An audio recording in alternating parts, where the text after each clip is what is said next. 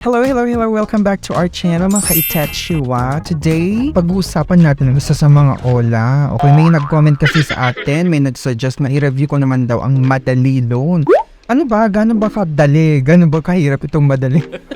Nakakaloka kasi naharas siya. Kinukontak daw yung mga kliyente niya. Nagbabayad naman daw kaso nga lang late. O diba, lagapak din si ate. Okay, pero syempre hindi pwedeng kontakin yung mga kliyente or mga other reference or contact na nasa phone book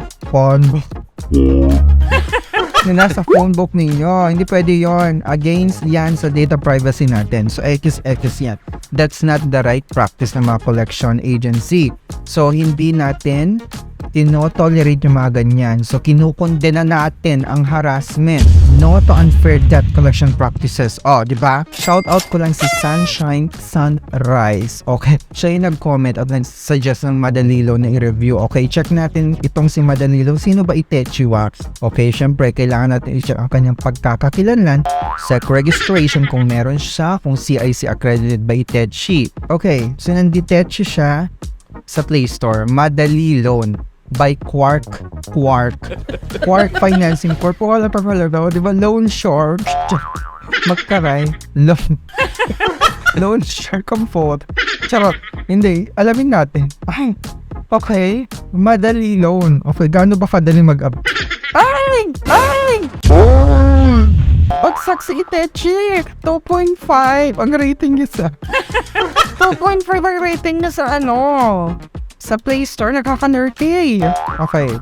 So, alamin natin. Okay, check muna natin ang reviews. Sabi dito, may there is no app as good as this one. We are very good at very diverse term loans and very fast growth limits daw. Yes, I have become a loyal subscriber of this loan. Subscriber talaga, hindi pa pwedeng borrower. It's awesome, sabi nila. Stay loyal to our one click. O, di ba siguro siguro agent nila. Yung nag-rating din niya. So, tapos meron din dyan. O, di ba? O, basahin nyo. Pero mas interested ako dun sa mga negative. Sabi niya, worst loan app ever. It says you have to pay in 2 installments, but once you apply and get the money, you will just have to pay it all for just 7 days. And what is really worse is their interest is very high. Another review after 1 week. Kung ano-anong text messages ang hindi na kinaya ni ating English, nagtagalog na siya. Kung ano-anong text messages ang nare-receive mo from them, kahit malate ka lang magbayad sa oras na gusto nila, tatakmutin ka ng kung ano-ano through text. Worst loan app. Sabi niya, tala and one hand are the best. O diba?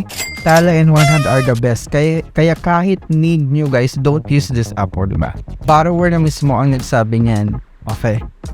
Based on their experiences. O diba? 2 stars daw for now. Sabi ni Mato. Have applied for a loan last night and still under verification. I've attached my FB account as one of the... Ay, talaga? Kailangan mo i-make yung FB account mo? Ay, that is okay. Delikado yan. Huwag nung gagawin yun. I am not used to waiting for this long. It seems like forever. Sabi niya, auto-reject is better than keeping you wait. Nakakatakot yung inilink mo yung social media accounts mo dyan sa mga OLA na nagkagaya ni Tetchi. Anong gagawin nila? Bakit kailangan i-link pa? Diba? Yung mga sila, magmamarites sila sa inyong mga profile? Tapos makokopya ng mga kapicturan? Hindi pwede yun. Check natin about this app muna. So, MadaliLoan is under Quark Financing Corp. May SEC registration daw sila. Check natin. And of course, ito yung in-offer nila. May pa-shop now and pay later daw sila. Minimum repayment period is 91 days. Take note ha. 91 days ang minimum. Okay? Minimum. Pero kanina yung nag-review or nag-comment ng app na Itetchi, sabi niya 7 days, 14 days lang daw. Tapos ang maximum is 120 days. Talaga ba? The loan amount we offer is at 2,000 hanggang 20,000 pesos. Okay, totoo ba yan? As for the actual loan amount, it can be adjusted depending on you, on need. Ano ba yan? Mga kagrama na nabubuli ako sa mga nyo. Sentence ninyo. flexible loan term option with interest starting te. Interest rate starting daw. Starting from 1%. Oh, starring. Para movie lang, para artista, starring, di ba? Loan interest up to 36% per year. Ha? 36% per year. Annual percentage interest nila. Transaction fee is 0. Talaga ba? For example, may pa-example sila. Samples. Okay, so if you choose loan limit na 20,000 pesos with loan term of 120 days kuno, so wala siyang transaction fee. Ang loan term 120 days. Total repayment mo na daw is 22,367. Totoo ba yan? Oh. Yan yung nga sa mga may actual loan ngayon sa MadaliLoan. Paki-comment kung totoo yan. Diba? Pa-share naman ng inyong mga karanasan ditechi. Okay, sabi pa, MadaliLoan is a mature online lending app in conformity with Philippine laws. Talaga ba? And holds all certificates such as business permit, BIR, the lending company license issued by SEC, and so on. Okay, check natin. Ayun na nga, doon na tayo papunti. Okay, nandito tayo sa SEC website, sa list of recorded online lending platform. Ang pangalan niya, MadaliLoan, diba? Quark, diba? Ang pangalan na financing company. Quark. Ayan siya, number 88 nga siya. Okay, sa list of recorded online lending platform. Quark Financing Corp. And then, punta naman tayo sa CIC. Kung accredited ba siya ni CIC as submitting or accessing entity. Banda tayo sa submitting entity ha. Sabi nga Quark. Siya si Quark. Finance. PQ. Wali siya sa CIC. Wali siya sa Madali din. Diba natin? MadaliLoan. MA. Oh.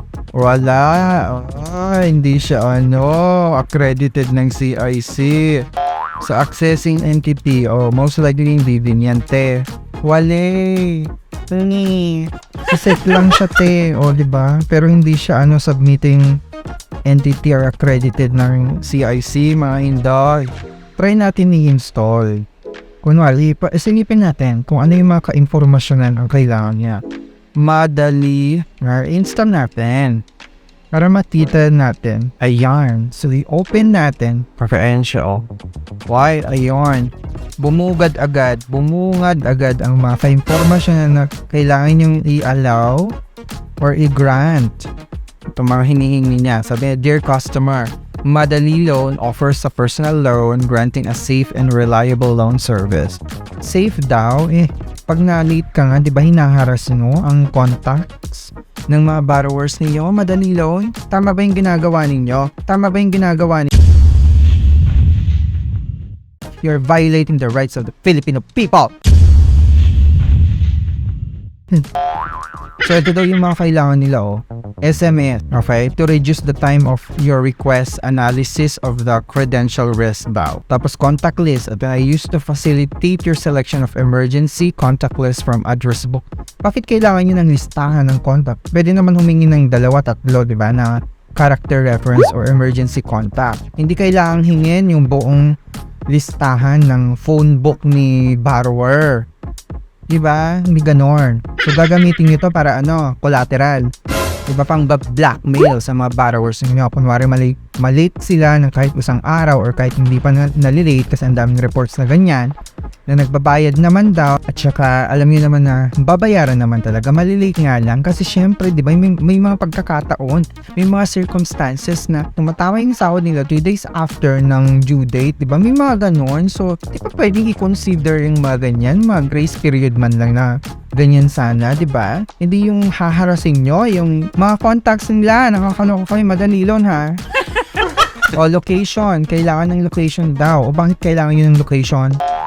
Para makita yung exact address? Hindi ganoon. Yung iba nga hindi ko makuha yung talawan, hindi ko nakuha yung location. App list. Listahan ng app nyo. Bakit? Kasi may mga ibang OLA din kayong partner, may mga anak-anak kayong OLA na iba, baka mamaya pwedeng silipin, mga ganun, kung may loan sila. O camera, use to camera, permission to upload the photo, 'di ba? Pwede naman yun, okay lang yung camera kasi nga, 'di ba kailangan naman ngayon kasi digital na. So, kunwari, i-agree and continue natin. So, ayan na nga, nag-ask na siya, allow MadaliLoan. So, i-deny ko. Ayan, dininay ko. So, hindi naman siya nagloko. So, ganun siya. Ay, itong MadaliLoan, parang yung user interface niya, parang peso, pautang peso ang peg niya, Ganito yung user interface ng pautang peso. Hindi nga harassment ng bongga. 2 years ago. Diba? So, ganyan. 8,000 ang bubungad sa yung initial loan daw. Tapos basic information, ilalagay mo dyan yung cellphone mo. Ay, nag-X na siya. Nag-exit siya, te. I-open natin ulit. Dininay ko kasi. Pero, ayan, i-agree natin ulit. Ayan. Dininay ko yung permission. Okay, naglolo ko siya pag ganon. Pag dininay mo, hindi kanya papatuloy. So, loan now. Sabi niya, loan now daw. Kailangan talaga, kailangan mo i-allow yung inihingi niya, yung phone calls. Deny ko, i-deny ko. Permission denied, sabi niya, Diba? Kailangan. Ayoko diba? X. Diba? This is not safe, guys. Imagine, hindi to safe na ibigay nyo or i-allow nyo yung bago kayo makapag-loan. Hindi pwedeng gano'n. Mag-loan muna kayo. Diba? Palunin muna daw kayo dapat. At saka, hindi dapat hinihingi yung mga ganun ka-impormasyonan. Paka-sensitive niyan. Basic lang. Sabihin pa location, pati phone calls, mga tumatawag sa inyo. Pwede yun. X yan, te. Hindi. Ayoko. Uninstall ko na yan, te. Please be careful in installing mga ganitetsyo, mga ola-ola, ha? Kasi nga, delikado, te. So, do not install yung mga ganun or yung magbasa-basa din kayo. Okay? At saka alamin nyo, research kung ano yung mga legit at hindi legit na OLA. Okay? So, para iwas scam, iwas harassment. So, tip ha, bago tayo mag-install mga ganitetsyo mga OLA, first, alamin nyo, legit ba ito? Number 1, legit. Yung legitimacy nga, check nyo yung SEC registration. Tsaka kung accredited CIC siya, pasok. Check nyo yun. Pangalawa, is it safe? Okay, is it safe to store information on this app? So, kailangan nyo alamin yung mga hinihingi nilang ka-informasyon na kailangan nyo daw i-grant. Ayan. Pag may mga location na mga phone calls, camera, yung mga storage, pati mga gallery, magtaka na kayo. Bakit kailangan nila i-touch? And pangatlo, yung interest and fees, malaki ba ang interest niya per year? Alamin natin yan. Kailangan nyo alamin yon. Other fees, processing, service fee, itong mga processing fee na i-touch? Diba, i-compare nyo yung mga legit na meron na kayo, di-touchiwa sa mga ganitetsywang OLA. Okay, huwag kayong basta-basta mag-a-apply or mag-aalaw-alaw ng mga permission without knowing, without researching. Kasi nga, diba, kayo din ang magdudusa in the future. Okay? So, ayan, payong kabaklaan, payong ka-itetsu. Maraming salamat sa pagtutok ulit. Please don't forget to subscribe and watch out for our Gcash giveaway soon again. You have to make sure na subscriber ka para maging eligible ka sa raffle ng Gcash na yan. Maraming salamat mga ka-itetsi. And again, shout out kay Sunshine Sunrise na nag-suggest ng video na ite. I really appreciate that dive. Maraming salamat. Aray ko, pinupulitat talaga Akira. Ang sakit. May tusok-tusok yung pa ako at siyang Ay, madali loan. Hindi ganun kadali. Ang hirap mo i-deal.